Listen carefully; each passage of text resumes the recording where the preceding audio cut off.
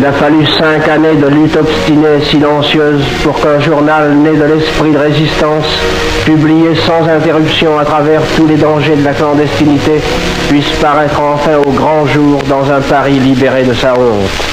Cela ne peut s'écrire sans émotion. Cette joie...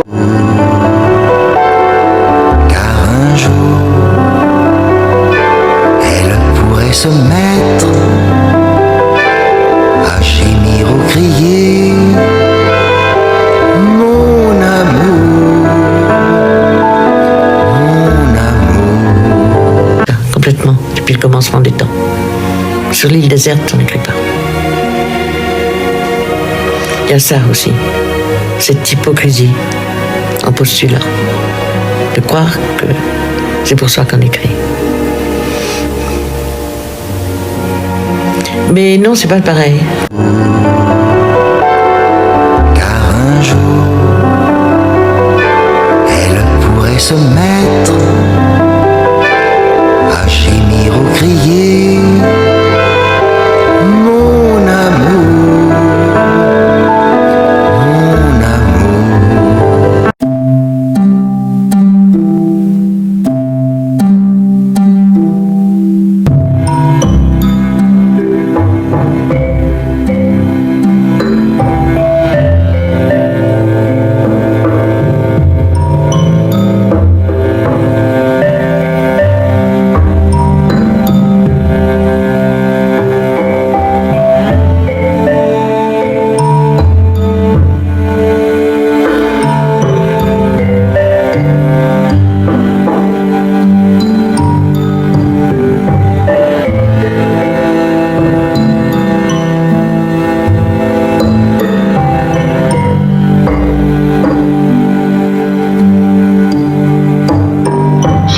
Tu ne me présentes pas sous un jour qui me convienne vraiment.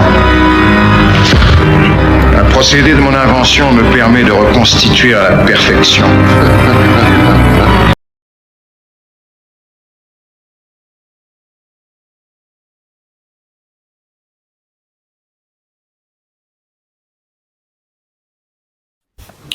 Bonjour, nous sommes lundi 14 avril 2025. Donc vous êtes en direct avec TV et radio News of the Day, édition et production B Warner P. Donc l'émission d'aujourd'hui sera plus courte, en tous les cas celle de ce matin.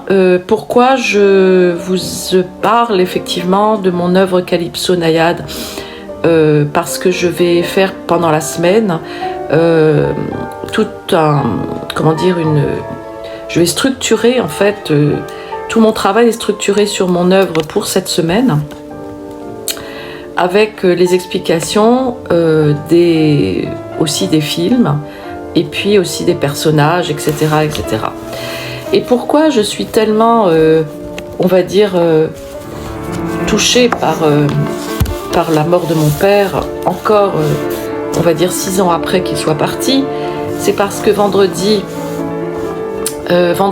donc qui vient de passer, je suis allée récupérer son dossier médical de décès à l'hôpital. Un hôpital donc que je nommerai pas pour le moment.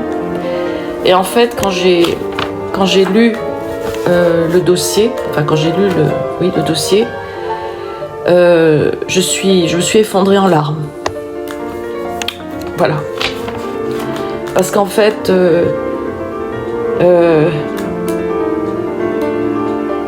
le dossier n'est absolument pas clair du tout. C'est-à-dire que ce qui s'est passé, c'est que il a été admis à l'hôpital à l'époque, dans la nuit du 31 octobre au 1er novembre 2019, parce qu'il était en souffrance respiratoire, puisque je m'occupais de lui, je me suis occupée de lui, j'étais la seule à m'occuper de lui, voilà. Il était en souffrance respiratoire, donc j'ai dû appeler le SAMU parce que puis en plus l'hospitalisation à domicile n'intervenait pas, ne voulait pas intervenir, donc la HAD. Donc j'ai été obligée d'appeler effectivement les urgences, enfin le SAMU, et ils sont venus le chercher. Mais quand ils sont venus le chercher, il était un petit peu, il était pas bien, mais il n'était pas non plus pas bien au point de laisser sa peau. Voilà. Et donc il a été admis à l'hôpital. Et quand avec ma mère, on a voulu l'assister dans sa chambre, l'hôpital nous a refusé l'entrée. Et ils l'ont emmené en fait. Ils l'ont emmené et puis on l'a plus jamais revu, quoi. On l'a revu mort. Et en fait, le dossier montre ce qui s'est passé. Et quand j'ai vu ça vendredi, je me suis effondrée. Voilà, parce que en fait, en France, on dit que les gens, la médecine, le milieu médical dit qu'ils sont contre l'euthanasie, mais en fait, ce qu'ils font, c'est qu'ils font de l'euthanasie. Voilà, c'était le message que je voulais faire passer aujourd'hui. Donc effectivement, depuis vendredi soir et depuis tout le week-end, je suis effondrée, vraiment effondrée, même s'il était malade, etc. Moi, je supporte pas les façons de faire de ces gens-là. Voilà, et voilà, le dossier, il est là.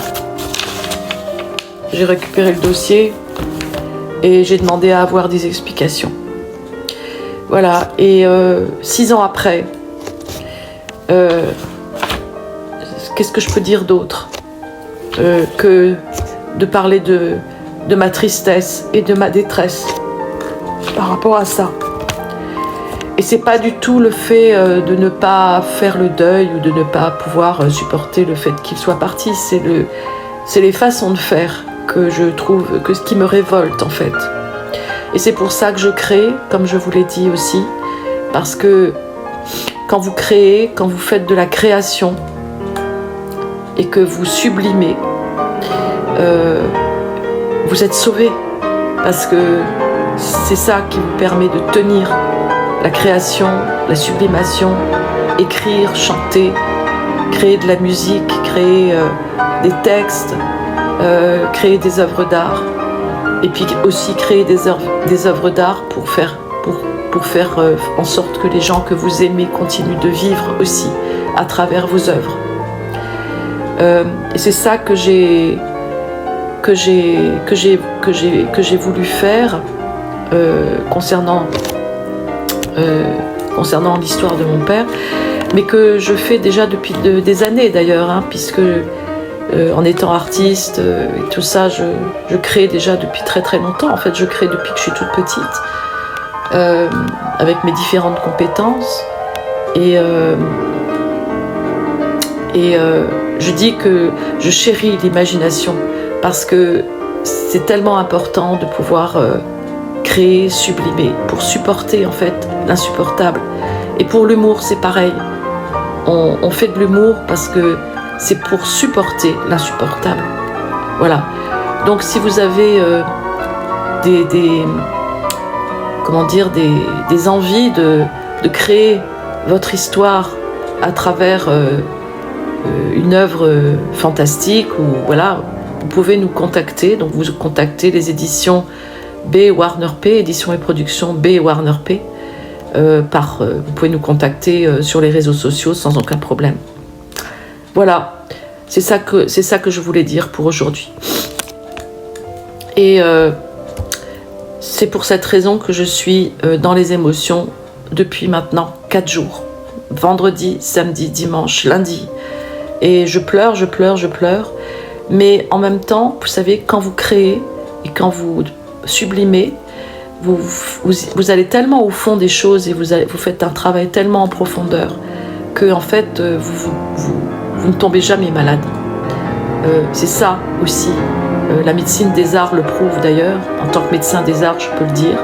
Et en ayant développé aussi une méthode révolutionnaire Éthique, méthode, universelle, Vitruve, Vinci. C'est ça que je voulais vous dire, c'est un message que je fais passer. Parce que pour supporter l'insupportable, il faut créer, il faut sublimer et il faut faire de l'humour. Parce que sinon on ne s'en sort pas dans le monde dans lequel on vit. On est obligé de passer par la création et par la sublimation. Et je chéris l'imagination. Je chéris l'imagination. D'ailleurs, Joanne Rowling, celle qui a écrit Harry Potter, le dit aussi. Elle dit qu'elle chérit l'imagination. Parce que c'est ça qui nous sauve. C'est ça qui nous sauve. De créer, d'imaginer mieux et beaucoup mieux. Nous n'avons pas besoin de magie pour transformer et changer notre monde. Nous portons déjà en nous tous les pouvoirs dont nous avons besoin. Nous avons les pouvoirs d'imaginer mieux et beaucoup mieux, nous, les artistes et les écrivains. Nous n'avons pas, l'œuvre d'art, nous ne la faisons pas à notre gré, mais préexistant à nous, nous devons, parce qu'à la fois elle est nécessaire et cachée, et comme nous le ferions pour une loi de la nature, la découvrir. Merci et à tout à l'heure pour une deuxième émission. Au revoir.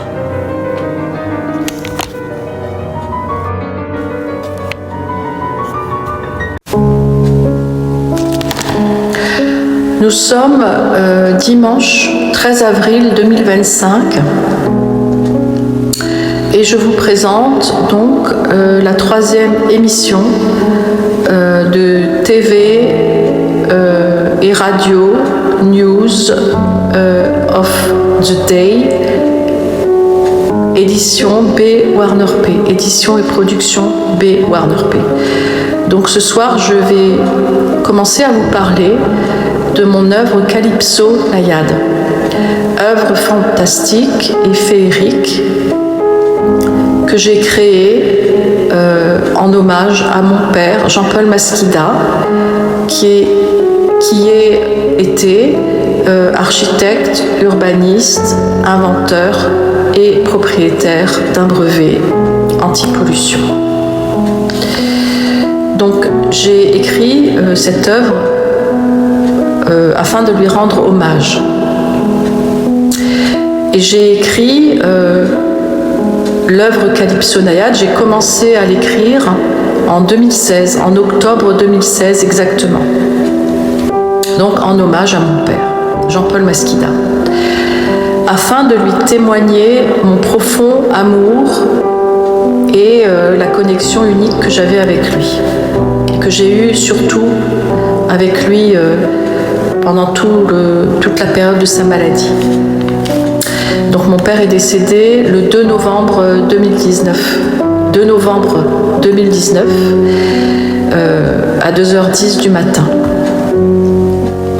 J'ai choisi de relier ma création à des figures mythologiques comme Calypso et les Naïades, car ceci ajoute une dimension intemporelle et poétique à mon hommage pour lui. C'est une œuvre empreinte d'émotion et de symbolisme. Ce qui m'a inspiré à créer cette œuvre pour mon père, c'est tout simplement parce qu'il était passionné d'art, de mythologie et d'architecture. Et j'ai des souvenirs particuliers avec lui qui ont guidé ma plume. Voilà. Donc je vous fais cette vidéo ce soir. Je vous mettrai un lien, une vidéo, un petit film qui a été fait, que vous pouvez retrouver sur les différents films en fait de Calypso Naïade. Et en fait c'est un petit nounours qui voyage en train. Et en fait, bon, j'ai un peu d'émotion.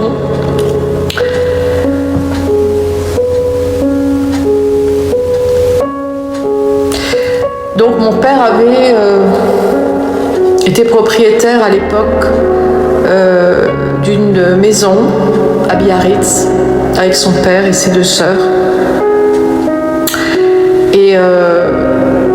Et donc moi je suis née en 1962. Et donc de l'âge de 6 mois, enfin j'étais toute petite, jusqu'à l'âge de 5 ans, nous sommes partis à Biarritz en train. Et j'ai surtout voyagé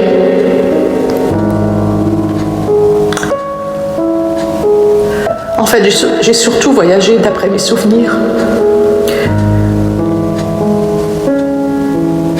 avec ma grand-mère maternelle et mes 2 tantes, donc les sœurs de ma mère.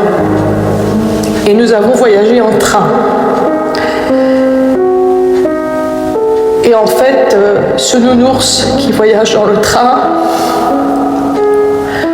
c'est le nounours qui voyageait avec moi quand on se rendait à Biarritz. Voilà. Ça, c'est la première chose que je voulais dire.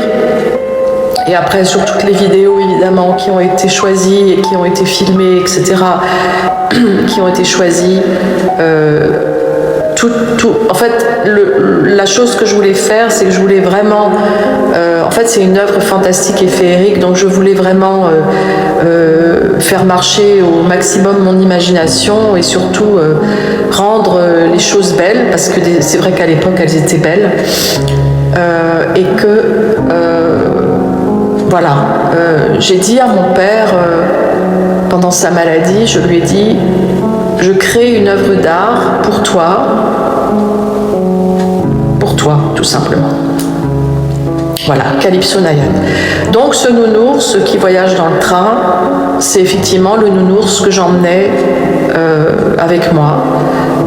J'étais toute petite, donc j'étais accompagnée de ma grand-mère et de mes 2 tantes.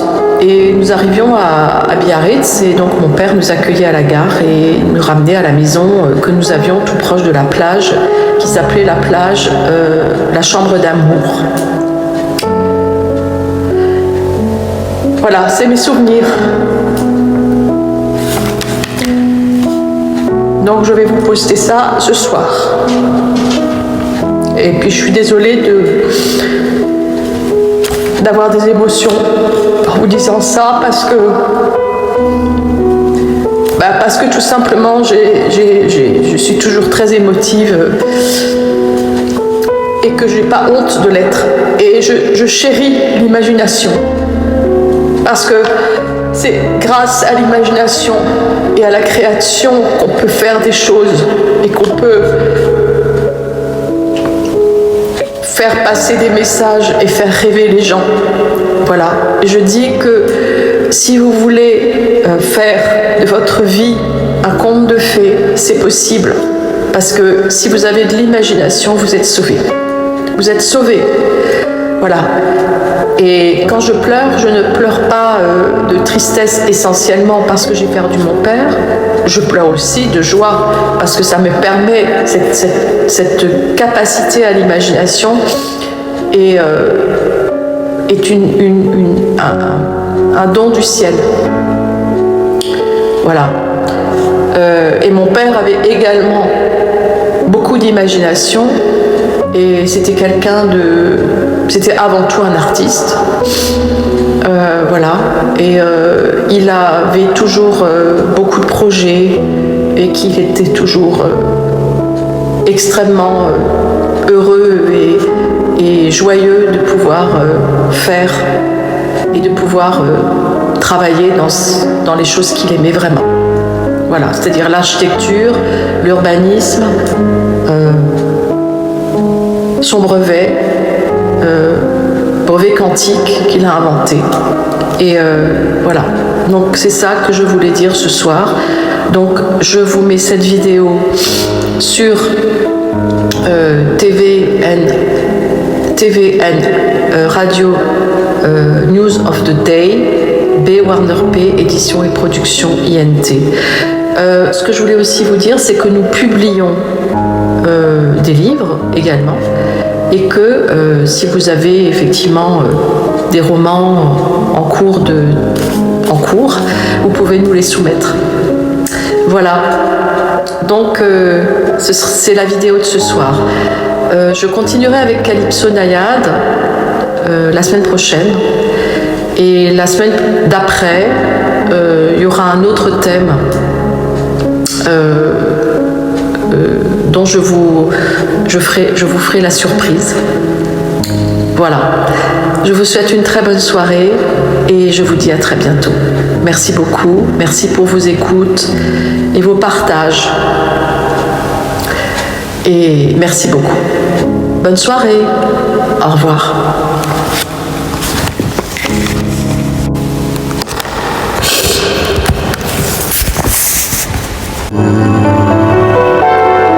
Car un jour, elle pourrait se mettre à gémir ou crier mon amour, mon amour. Car un jour, elle pourrait se mettre